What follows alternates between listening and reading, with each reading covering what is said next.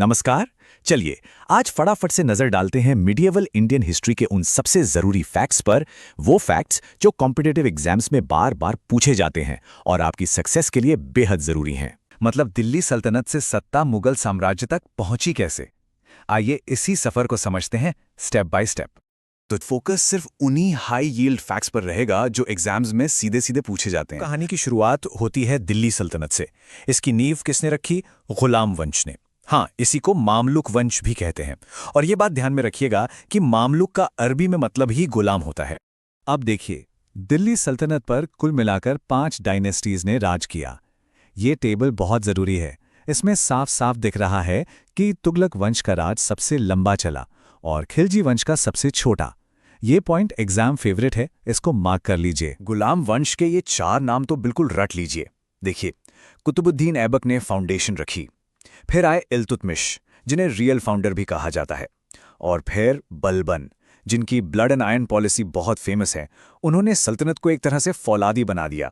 अच्छा, इल्तुतमिश का एक बहुत ही स्मार्ट पॉलिटिकल मूव था तुर्कान-ए-चहलगानी। ये बेसिकली 40 पावरफुल तुर्क नोबल्स की एक काउंसिल थी। बनाई तो थी उसने अपने दुश्मनों को दबाने के लिए, पर हुआ ये कि ये लोग इतने ज्यादा पावरफुल हो गए कि बाद में आने वाले सुल्तानों के लिए ही सरदर्द बन गए। अब ये बहुत इंटरेस्टिंग कंपैरिजन है। बलबन और अलाउद्दीन खिलजी दोनों पावर चाहते थे, पर तरीका अलग था। बलबन का फंडा था ब्लड एंड आयरन, मतलब डर और फौज के जोर पर राज करो। वहीं खिलजी ने इकोनॉमी पर पकड़ बनाई। उसने मार्केट को कंट्रोल किया ताकि वो कम पैसों में एक बहुत बड़ी आर्मी मेंटेन कर सके। दोनों की सोच में जमीन आसमान का फर्क था। चलिए अब आगे बढ़ते हैं तुगलक वंश की तरफ। इनके टाइम पर सल्तनत अपने पीक पर भी पहुंची और यहीं से इसका डिक्लाइन भी शुरू हो गया। मोहम्मद बिन तुगलक, ये नाम सुनते ही उसके फेल्ड एक्सपेरिमेंट्स याद आते हैं। वो था तो विजनरी, सोचता बहुत आगे का था। कैपिटल को दिल्ली से दौलताबाद ले जाना, टोकन करेंसी चलाना, आइडियाज अच्छे थे, पर एग्जीक्यूशन बहुत ही खराब था। और शायद वो अपने वक्त से बहुत आगे भी था। और हालात इतने खराब हो गए थे कि जब उसकी मौत हुई तो इतिहासकार बदायूनी ने लिखा, राजा को अपनी प्रजा से और प्रजा को अपने राजा से आज़ादी मिल गई। मतलब सोचिए रिश्ता कितना खराब हो चुका था। मोहम्मद बिन तुगलक के बाद आए फिरोज शाह तुगलक। उन्होंने काफ़ी पब्लिक वर्क्स किए, जैसे नहरें बनवाईं, नए डिपार्टमेंट्स बनाए। लेकिन सिक्के का दूसरा पहलू भी है। वो पहले सुल्तान थे जिन्होंने ब्राह्मणों पर भी जिजिया टैक्स लगाया, तो उनकी लेगेसी थोड़ी मिक्स्ड है। और फिर आया वो टर्निंग पॉइंट, 1398 में तैमूर का हमला। इस एक हमले ने तुगलक वंश की कमर तोड़कर रख दी। दिल्ली सल्तनत पूरी तरह से बिखर गई और इसके बाद सैयद और लोदी जैसे कमजोर वंश आए। दिल्ली सल्तनत के कमजोर होने से नॉर्थ इंडिया में एक पावर वैक्यूम बन गया और इसी खाली जगह को भरने के लिए आया एक नया खिलाड़ी मध्य एशिया से, बाबर। और यहीं से शुरू होती है मुगल साम्राज्य की कहानी। बाबर की ये 4 लड़ाइयां मतलब एग्जाम के लिए सुपर इंपॉर्टेंट है। साल, लड़ाई का नाम और किसके खिलाफ लड़ी, ये सब याद रखना जरूरी है। 1526 में पानीपत से शुरुआत हुई और फिर बैक टू बैक जीत के साथ उसने मुगल रूल को एस्टैब्लिश कर दिया। अब सवाल ये है कि बाबर लगातार जीता कैसे? इसका राज था उसकी मिलिट्री टेक्नोलॉजी और टैक्टिक्स। वो पहली बार भारत में बड़े पैमाने पर तोपखाने का इस्तेमाल कर रहा था और उसकी तुलगुमा स्ट्रैटेजी, जिसमें सेना दुश्मन को किनारों से घेर लेती थी, वो एक टोटल गेम चेंजर थी। बाबर के बाद आया हुमायूं और उसकी जिंदगी तो रोलर कोस्टर राइड से कम नहीं थी। पहले शेरशाह सूरी से हारा, 15 साल तक दर दर भटकता रहा और फिर किस्मत ने साथ दिया, उसने अपना साम्राज्य वापस जीता। लेकिन ज्यादा दिन राज नहीं कर पाया। लाइब्रेरी की सीढ़ियों से गिरकर उसकी मौत हो गई। और हाँ, बीच में जो शेरशाह सूरी का दौर आया वो बहुत क्रूशल है। भले ही उसने मुगलों को हराया, पर वो एक ब्रिलियंट एडमिनिस्ट्रेटर था। आज हम जो रुपया इस्तेमाल करते हैं उसकी शुरुआत उसी ने की थी। ग्रैंड ट्रंक रोड भी उसी की देन है। कमाल की बात यह है कि उसके कई रिफॉर्म्स बाद में अकबर ने भी अपना।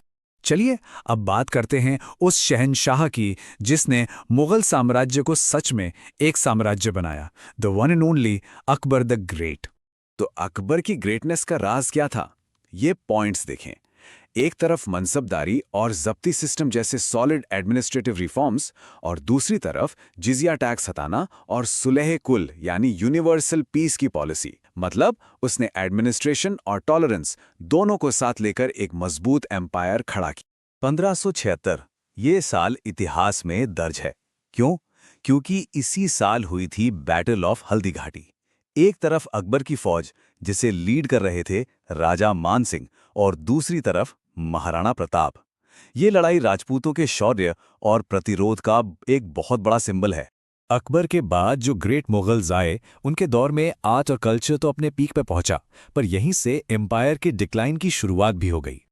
ये टेबल देखिए, एक क्विक समरी है। जहांगीर को याद किया जाता है पेंटिंग के लिए, शाहजहां को आर्किटेक्चर के लिए, ताजमहल कौन भूल सकता है, और औरंगजेब उसके टाइम पर एम्पायर सबसे बड़ा था टेरिटोरियल एक्सटेंट में, पर उसकी रिलीजियस पॉलिसीज बहुत स्ट्रिक्ट थीं, जो बाद में एक बड़ी वजह बनी। और 1707 में औरंगजेब की मौत, इसे ही मुगल साम्राज्य के अंत की शुरुआत माना जाता है। दक्कन में सालों साल चले युद्धों ने खजाना खाली कर दिया था और उसकी पॉलिसीज ने बहुत से लोगों को नाराज कर दिया था।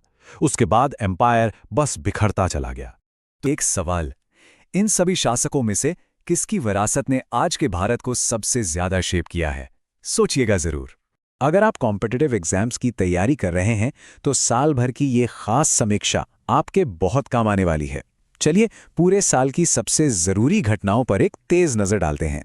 जी हां, पूरे एक साल का करंट अफेयर्स, वो भी बस कुछ ही मिनटों में, सिर्फ आपकी तैयारी को और पक्का करने के लिए। तो चलिए बिना कोई देर किए शुरू करते हैं। शुरुआत करते हैं साल के सबसे प्रतिष्ठित सम्मानों से। ये वो नाम और पुरस्कार हैं जो एग्जाम्स में अक्सर पूछ लिए जाते हैं। तो देखिए, साल 2025 में कुल मिलाकर 139 पद्म पुरस्कार दिए गए। ये नंबर काफी बड़ा है। तो चलिए देखते हैं कि इन्हें किन किन कैटेगरीज में बांटा गया है। इन 139 अवार्ड्स में से 7 थे पद्म विभूषण, 19 पद्म भूषण और 113 पद्मश्री। लेकिन एग्जाम के लिहाज से जो सबसे ज्यादा जरूरी हैं वो हैं ये 7 पद्म विभूषण विजेता। इनके नाम तो बिल्कुल याद रखने हैं। ये 7 नाम और इनके फील्ड्स ये बेहद अहम हैं। एक बात पर और गौर कीजिएगा कि इनमें से 3 पुरस्कार मरणोपरांत दिए गए हैं, जिसमें M.T. वासुदेवन नायर और शारदा सिन्हा जैसे बड़े नाम शामिल हैं। अच्छा, सिविलियन अवार्ड्स के बाद अब आते हैं खेल जगत के सबसे बड़े सम्मान पर। इस साल 4 एथलीट्स को मेजर ध्यानचंद खेल रत्न अवार्ड मिला, जिसमें शूटर मनु भाकर और चेस के ग्रैंड मास्टर डी गुकेश जैसे स्टार्स भी शामिल हैं।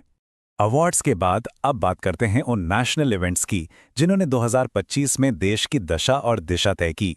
सबसे पहले कुछ जरूरी नियुक्तियों पर एक नजर डालते हैं। एक बहुत ही बड़ी अपॉइंटमेंट जिसे याद रखना है, ज्ञानेश कुमार भारत के नए चीफ इलेक्शन कमिश्नर बन गए हैं। और हाँ, ये भी याद रखिएगा कि वो इस पद को संभालने वाले 26वें व्यक्ति हैं। अब जरा इलेक्शन कमीशन के स्ट्रक्चर को भी समझना जरूरी है। इसमें एक चीफ कमिश्नर और 2 कमिश्नर होते हैं। इनका कार्यकाल 6 साल या 65 साल की उम्र जो भी पहले हो जाए तब तक का होता है। पॉलिटी के सवालों के लिए ये फैक्ट्स बहुत काम आते हैं। एक और बड़ा बदलाव हुआ है भारत की स्पेस एजेंसी इसरो में। एस सोमनाथ के बाद अब वी नारायणन इसके नए चेयरमैन हैं। अब एक नजर डालते हैं नॉर्थ ईस्ट इंडिया पर। असम से एक बड़ी डेवलपमेंट हुई है, जहां दिसपुर के अलावा अब डिब्रूगढ़ को भी राज्य की दूसरी राजधानी का दर्जा दे दिया गया है।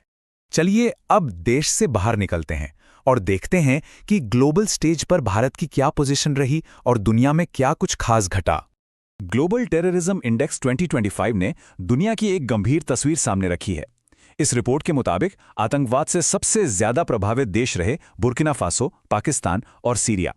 तो सवाल यह है कि इस लिस्ट में भारत कहां खड़ा है? 163 देशों के इस इंडेक्स में भारत की रैंक 14वीं है। इंटरनेशनल रिलेशन से जुड़ा एक सीधा सा सवाल जो एग्जाम में देखने को मिल सकता है, ब्रिक्स समूह का 11वां फुल मेंबर कौन सा देश बना है? और इसका सही जवाब है इंडोनेशिया। इसके जुड़ने से ये प्रभावशाली इकोनॉमिक ग्रुप अब और भी बड़ा और मजबूत हो गया है। चलिए अब बात करते हैं खेल की दुनिया की। कोर्ट से लेकर मैदान तक ये वो हेडलाइंस हैं जो तैयारी के लिए जानना बहुत जरूरी है। ग्रैंड स्लैम सीजन की शुरुआत हुई ऑस्ट्रेलियन ओपन से, जहां मेंस सिंगल्स का खिताब इटली के जेनिक सिनर ने अपने नाम किया और विमेन्स सिंगल्स में अमेरिका की मैडिसन कीज चैंपियन बनी। और अब क्रिकेट की दुनिया से एक बहुत बड़ी और शानदार खबर, भारत के लिए एक यादगार पल जब टीम ने 2025 की आईसीसी चैंपियंस ट्रॉफी उठा ली। इस जबरदस्त जीत से जुड़े ये फैक्ट जरूर याद रखिएगा। ये भारत का तीसरा चैंपियंस ट्रॉफी खिताब था। फाइनल में man of the match Rohit Sharma थे और न्यूजीलैंड के रचिन रविंद्र को प्लेयर ऑफ द टूर्नामेंट चुना गया। जिसमें हम साइंस, टेक्नोलॉजी और डिफेंस के फील्ड में हुई जरूरी डेवलपमेंट्स पर एक नजर डालेंगे। डिफेंस सेक्टर में एक बहुत बड़ी कामयाबी मिली है। ऐतिहासिक प्रोजेक्ट P-75 इस साल पूरा हो गया। इसकी छठी और आखिरी स्कॉर्पियन क्लास सबमरीन INS वाक्षीर को भारतीय नौसेना में शामिल कर लिया गया है। मिलिट्री इंजीनियरिंग में एक और टेक्नोलॉजिकल लीप। भारत का पहला 3D printed military bunker Ladakh के मुश्किल इलाके में बनाकर स्थापित कर दिया गया है। तो हमने पूरे साल की कई बड़ी घटनाओं को देखा। अब सवाल ये है कि इन सब में से कौन सी एक घटना, चाहे वो कोई नई अपॉइंटमेंट हो, कोई टेक्नोलॉजिकल इन्वेंशन या फिर खेल की कोई बड़ी जीत, आने वाले वक्त में भारत के भविष्य पर सबसे गहरा असर डालेगी। इस पर जरूर सोचिएगा।